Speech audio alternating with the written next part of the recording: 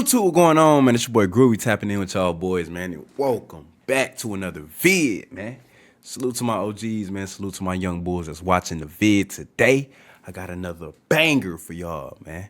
As y'all can tell by that title and that thumbnail, man, we are reacting to how good were the Bad Boy Pistons actually. Whew, man. This is a legendary squad right here, man. This is one of the most physical basketball teams in NBA history, man. This team right here got the best of Michael Jordan a few times too as well, man. That's pretty much all I know about this team right here, for real.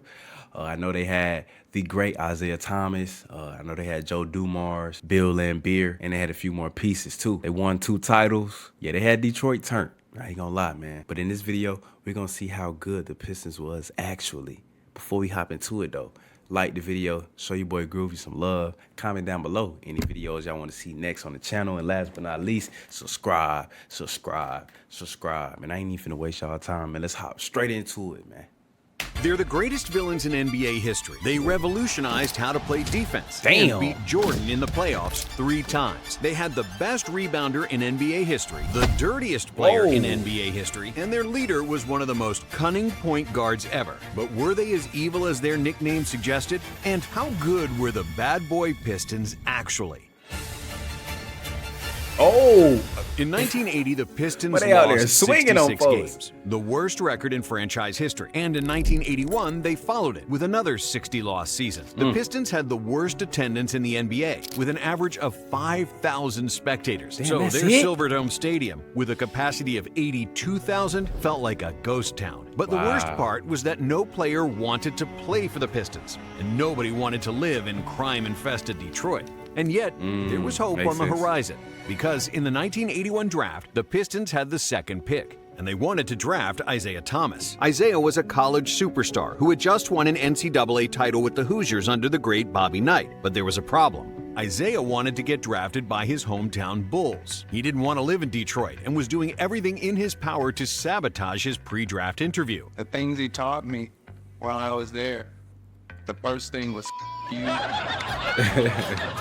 But where the Dallas Mavericks, who had the #1 pick, got bamboozled by Thomas and his deceiving tactics, the Pistons GM, Jack McCluskey, saw right through Isaiah's BS. And Jack McCloskey was asking me all these questions, and I was intentionally answering every one of them wrong. And finally, at the end, he looked at me and goes, I know what you're doing. He said, but I'm going to draft you at #2 if you're there. And you're going to love it here. 6'1", 180-pound Isaiah Thomas of the University of Indiana. McCluskey became the Pistons general manager in 1979, and because of his ability to judge talent and lots of trades, he soon got nicknamed Trader Jack. McCluskey said that Isaiah would end up with the Pistons no matter how he behaved in the interview, because Jack sensed something in the young Isaiah, and he was instantly proven right. Comes in the lane. Got it. Isaiah to the hole. He hits it. But Isaiah, the kid is really going to be a great ball player in this league. Nice. In Thomas's rookie season, the Pistons improved tremendously, winning 18 more games than the year before. And when they played against Cleveland, McCluskey noticed that their center played harder than anyone and fought until the last second, even though it was a blowout game. I was at a game in Cleveland, and I kept looking at this big guy, this Laimbeer. They were 20 down, and he still competed the entire game. Technical foul has been called on Bill Laimbeer. Feisty as hell. I got to get this guy. Impressed by this toughness and fighting spirit, Jack traded for that center at the very next trade deadline. And that's how Detroit got Bill Laimbeer. Okay. Good with Johnson and Laimbeer just fired Jordan. Michael doesn't like it. Soon, Thomas and Laimbeer became the heart and soul of the Pistons, and both of them made the All-Star team in 1983, their first full season together. However, Detroit missed the playoffs for the 6th consecutive year, after which McCluskey fired Scotty Robinson and appointed the legendary Chuck Daly as the new Pistons head coach. As Bill Dreyfus said, the basketball is in your hands. In 1984, Daly's first season, Detroit had the #1 offense in the NBA and the best attendance in the league with 16,000 fans on average. It was a complete 180 from just 3 years before. But most importantly, the Pistons had a winning season and made the playoffs. Okay. 1, 2, 3. However, in the first round, Detroit got torpedoed by Bernard King, who averaged 42 points in 5 games, which was only the 4th time in NBA history that a player averaged 40-plus points in a playoff series. In 1985, the Pistons went one step further, finally winning their first playoff series after 9 years. But they would get immediately put down by the Celtics, who were in the prime of their dynasty. Every time Bird touched the ball, we were scared. My mother-in-law nicknamed his jump shot Silent Death. And then, in the 1985 offseason, Trader Jack drafted shooting guard Joe Dumars with the 18th pick. The Detroit Big Pistons select Joe Big Dumars. pickup. And one day later, he traded for Rick Mahorn, a master screen setter and one of the toughest players in the NBA. Oh my God. Ooh, Chick's got damn, my boy subscreen ran into a flat on the brick floor. wall. Did y'all see that? The NBA.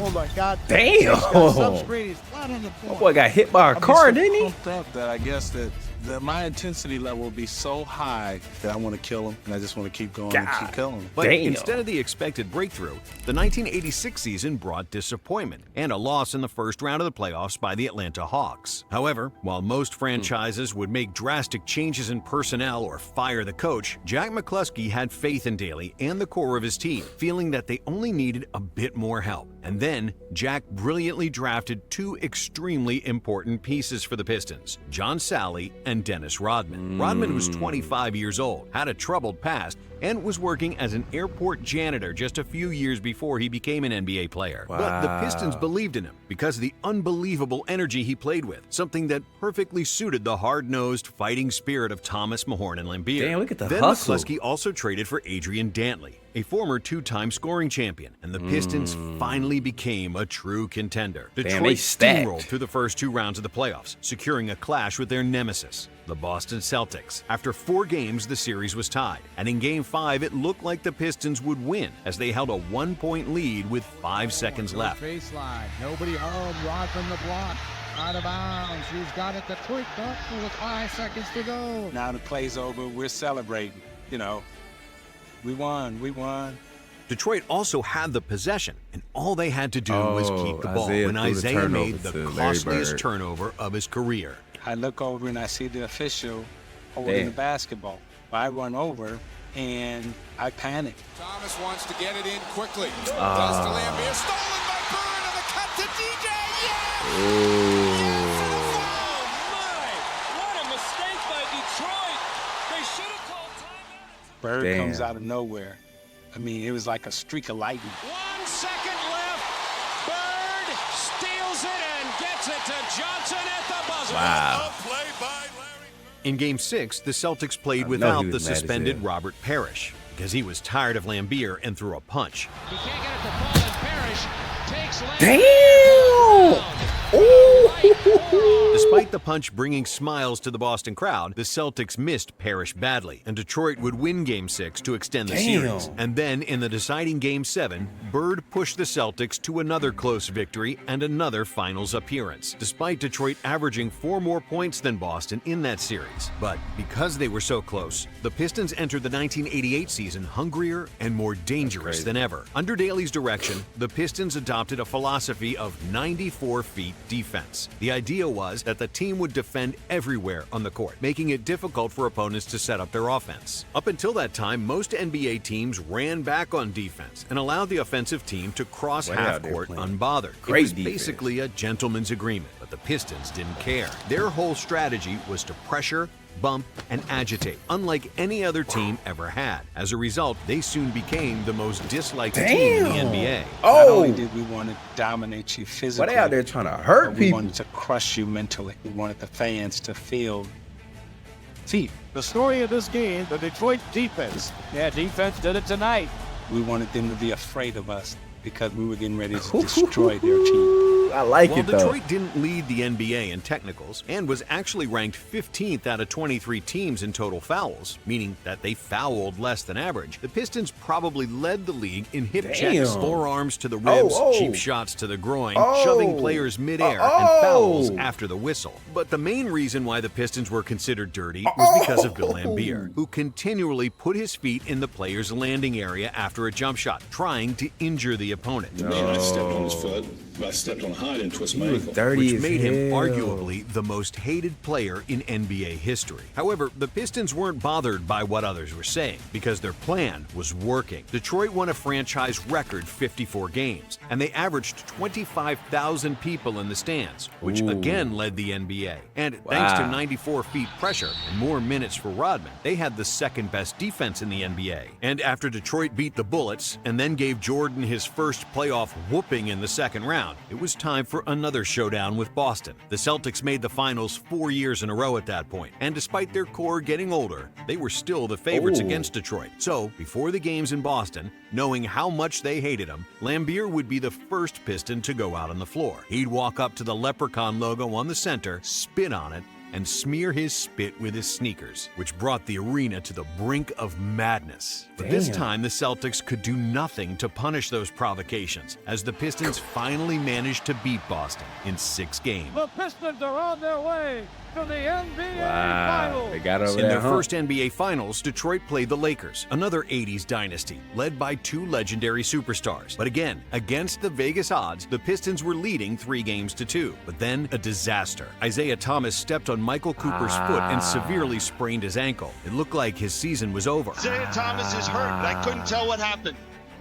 Isaiah started to get up. He got up and then went down on the floor. Isaiah, take it over, baby. And then, despite being unable to stand on one leg, Thomas produced one of the craziest performances in NBA history. Oh, he's still shuts playing? his eyes, locks into whatever zone he got into, and said, okay, I can do this. Then something happened that I can't even describe. My boy playing on one foot? Yeah, but he's limping. Like some one-legged bunny, Isaiah miraculously kept playing, hopping on one leg. And not only did he play, he dominated. Thomas scored 25 points in the third quarter alone and finished the game with 43 points and 8 assists. He kept the Pistons afloat the entire game. And with half a minute to go, Detroit was up by 1. The Lakers decided to go with the safest bet and give the last shot to Kareem to try to win the game with his trademark skyhook. But as Kareem was attempting the shot, the refs called the foul on Bill Lambier, who barely touched Abdul-Jabbar. I mean, it wasn't even a foul.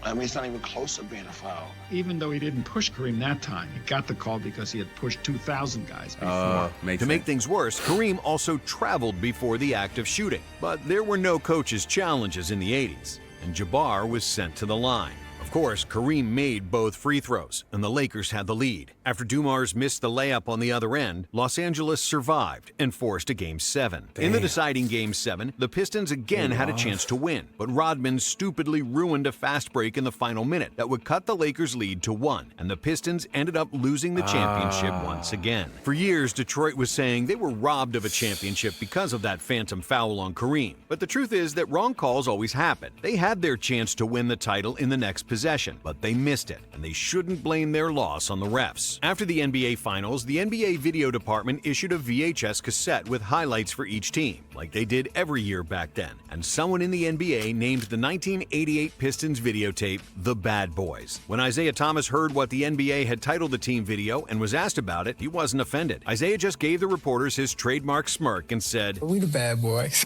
Soon enough, the whole team embraced this nickname because now they had an excuse for their brand of basketball, and they did everything they could to live up to their name. Even the franchise started selling Bad Boy merchandise. And if you thought the Pistons were dirty and physical before 1988, they were even worse in 1989. But again, this style of basketball worked wonders for the Pistons, who won a franchise record 63 games in the regular season and were eager to kick everybody's butt in the playoffs. First, they swept the Celtics and the Bucks in the first 2 rounds, and then came Michael's playoffs, 63 games in the regular season, and were eager to kick everybody's butt in the playoffs. First, they swept the Celtics and the Bucks in the first 2 rounds, and then came Michael Jordan and his Bulls in the Eastern Conference Finals. Because Jordan was by far the best player in the NBA, Chuck Daly knew that if they wanted to win, they had to put all their effort into stopping MJ. So Daly invented the Jordan rules, a set of guidelines on how to guard Michael. and stop him any way they could, legally or illegally. If Michael was at the point, we forced him left and doubled him. If he was on the left wing, we immediately went to a double team from the top. And if he was in the paint, we doubled with a big guy. The other rule was, anytime he went by you, you had to nail him. We didn't want to be dirty. I know some people thought we were,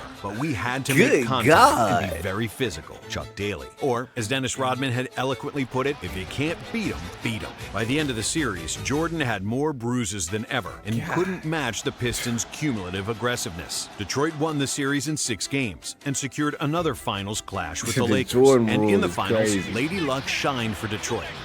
After Byron Scott got injured in Game 1, the Lakers also lost Magic Johnson in Game 3. And with Kareem being 41 years old, the Lakers didn't stand a chance. The Pistons swept them in the finals and, for the first time ever, became the NBA champion. The 1989 finals are history. Hail the new champions, the Detroit Bad Pistons. Boy. We beat them. Everybody calls us the Bad Boys. I call ourselves world champions. In 1990, due to the expansion draft, the Pistons couldn't keep Rick Mahorn. That only meant more minutes for Rodman, who won his first Defensive Player of the Year award. The Pistons again topped the Eastern Conference with 59 wins. And in the playoffs, they once again gave Jordan a beating to reach their 3rd consecutive NBA Finals. This time they played the Blazers, and almost every game in the finals was close. But because of their experience and tenacity, the Pistons edged out the Blazers in the clutch, winning the championship in 5 games. Wow. Yo, can't touch The almost unchanged team entered the 1991 season with the sole aim of winning the 3rd consecutive title. Just 50 wins in the regular season brought them a slightly more difficult path in the playoffs. But going through the Hawks and the Celtics, the Pistons reached their 3rd consecutive matchup against the Bulls. But this time, Jordan and the Bulls were ready for the Pistons' aggression and cheap fouls. They were younger, hungrier, and better, sweeping Detroit 4-0 and announcing the start of their dynasty. Before the final game was over, Isaiah Thomas and the Pistons left the bench and walked past the Bulls in silence, not shaking the winner's hand.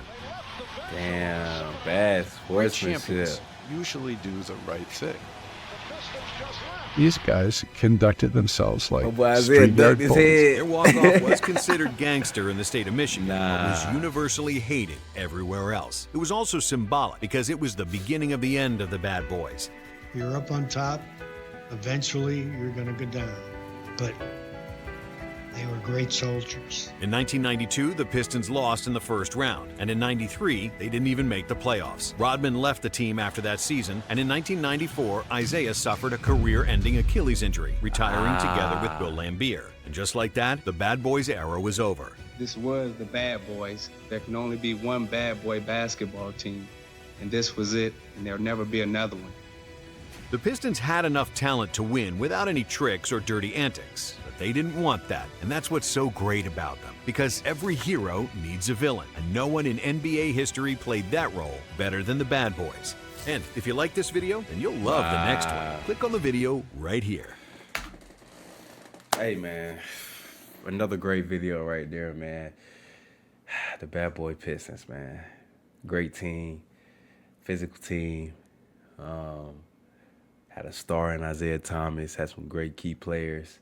And Joe Dumars, Bill Laimbeer, and Dennis Rodman, man. They had a squad, man. It was stacked, man. They had Detroit turned.